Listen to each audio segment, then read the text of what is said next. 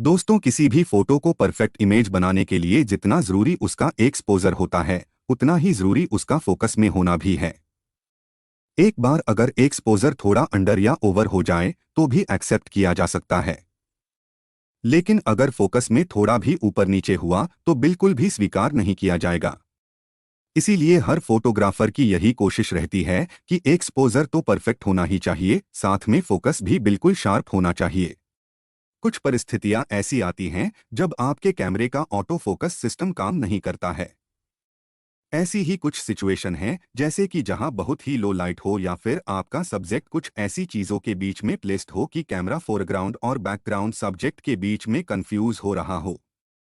जैसे कि जब बर्ड्स डेंस ट्री ब्रांचेस के बीच में बैठी हों तो फोकस ब्रांचेस और बर्ड के बीच में हंट होने लगता है। एक और कंडीशन हो सकती है कि आपके लेंस में फोकस मोटर का नहीं होना। इन सभी सिचुएशंस में आपको मैन्युअल फोकस करना पड़ता है। कोई फोटोग्राफी का कितना ही बड़ा एक्सपर्ट क्यों न हो, जितना फास्ट और एक्यूरेसी से ऑटो सिस्टम फोकस कर सकता है, मैनुअल मोड उतना फास्ट और शार्प फोकस नहीं कर सकता है। इस वीडियो में हम आपको यह बताने वाले हैं कि फोकस पीकिंग क्या है और इसकी मदद से मैनुअल मोड में शार्प फोकस कैसे अचीव करते हैं। आइए वीडियो को शुरू करते हैं और प्रैक्टिकली बताते हैं कि शार्प फोकस कैसे करते हैं। फोकस पीकिंग क्या है? फोकस पीकिंग एक ऐसी तकनीक है जो डिजिटल कैमरों और वीडियो कैमरों में मैनुअल फोकस को आसान बनाने के लिए उपयोग की जाती है। यह सुविधा मुख्य रूप से मिररलेस कैमरों और कुछ उन्नत डीएसएलआर कैमरों में पाई जाती है। फोकस पीकिंग तब काम करती है जब आप मैनुअल मोड में लेंस को फोकस करते हैं। फोकस पीकिंग कैसे काम करता है? जब आप मैनुअल फोकस मोड में होते हैं और फोकस रिंग को घुमाते हैं तो कैमरा स्वचालित रूप से उस क्षेत्र की पहचान करता है जो फोकस में है। यह प्रक्रिया कैमरे के सेंसर और प्रोसेसिंग यूनिट द्वारा की जाती है। फोकस पीकिंग सक्रिय होने पर कैमरा स्क्रीन या व्यू फाइंडर में उन क्षेत्रों को हाईलाइट करता है जो फोकस में होते हैं। ये हाइलाइट्स आमतौर पर चमकीले रंगों में दिखाई देते हैं, जैसे लाल, नीला, हरा या सफेद। यह हाइलाइटिंग फोटोग्राफर को यह बताने के लिए होती है कि कौन सा हिस्सा स्पष्ट रूप से फोकस में है, जिससे मैनुअल फोकसिंग बहुत आसान हो जाती है।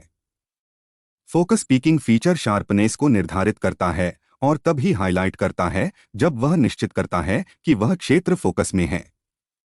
यह विशेष रूप से तब उपयोगी होता है जब आप एक्यूरेट फोकस की आवश्यकता वाली तस्वीरें ले रहे होते हैं। फोकस पीकिंग का उपयोग कैसे करें? सबसे पहले अपने कैमरे के मेनू में जाएं और फोकस पीकिंग फीचर को सक्रिय करें। यह सेटिंग आमतौर पर कस्टम सेटिंग्स या फोकस सेक्शन में होती है। फोकस पीकिंग को ऑन करें और हाइलाइट का रंग और स्तर चुनें जो आपके लिए सबसे उपयुक्त हो। इसमें रेड, येलो, ब्लू, व्हाइट या ग्रीन कलर को सेलेक्ट करने की सुविधा होती है।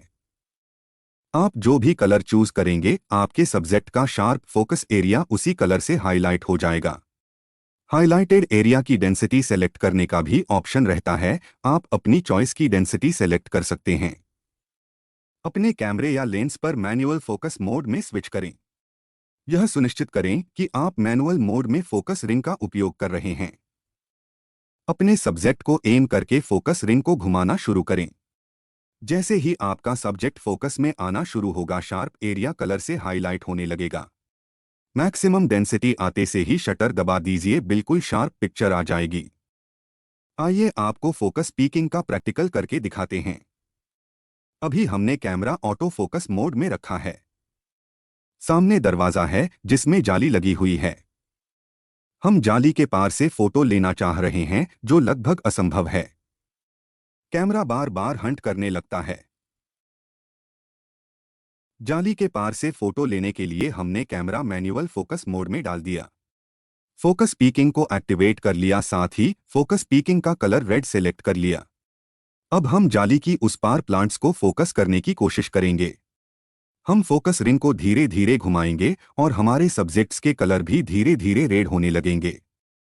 जब इनकी एजेस पूरी तरह से रेड हो जाए तो समझ लेना चाहिए कि सब्जेक्ट शार्प फोकस में आ गया है और शटर दबाकर फोटो ले लेनी चाहिए।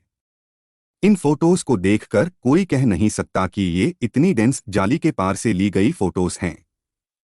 ये ऑटो फोकस लेंस से बिल्कुल भी मुमकिन नहीं था। आइए आपको कुछ फोटो लेकर दिखाते हैं और देखते हैं उन्हें फोकस करने में कितना समय लगता है।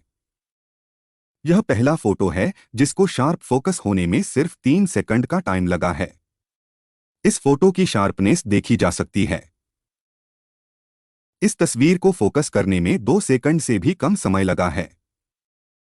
इस इमेज में हमने कुछ उन सिचुएशंस को सिमुलेट करने की कोशिश की है जिसमें हमारा सब्जेक्ट किसी चीज की आड़ में होता है, जैसे कि कोई बर्ड पेड़ के शाखों के बीच में बैठी हो या हम किन्हीं पत्तियों के अंदर से किसी का पोर्ट्रेट लेना चाहते हों।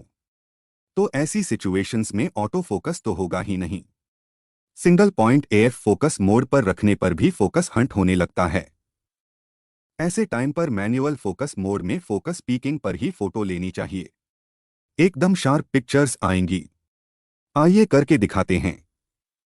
इस पिक्चर में मान लीजिए कि बड़ा वाला येलो पत्ता कोई बर्ड है और ग्रीन पाम लीव्स के पीछे बैठी है। येलो लीफ को फोकस करते हैं। इस फोकसिंग प्रोसेस को स्लो मोशन में देखिए। हमने जैसे ही फोकस करना शुरू किया, सामने की पतली पाम लीव्स फोकस में आने लगी और उनका कलर रेड होने लगा।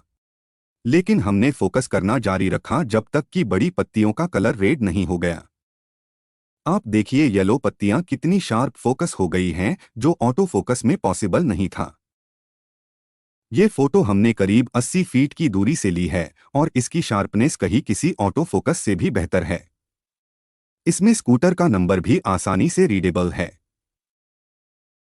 फोकस पीकिंग फैसिलिटी से फोकस करना तो बहुत आसान है, लेकिन ये सुविधा सिर्फ मिररलेस कैमरों में ही मिलती है। चूंकि डीएसएलआर ऑप्टिकल व्यू फाइंडर का इस्तेमाल करते हैं, इसलिए उनमें ये सुविधा नहीं मिलती है।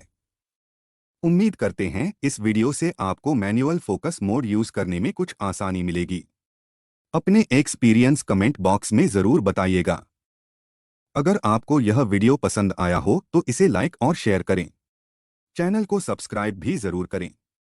जल्दी ही मिलते हैं एक नए वीडियो के साथ। नमस्ते। जय हिंद।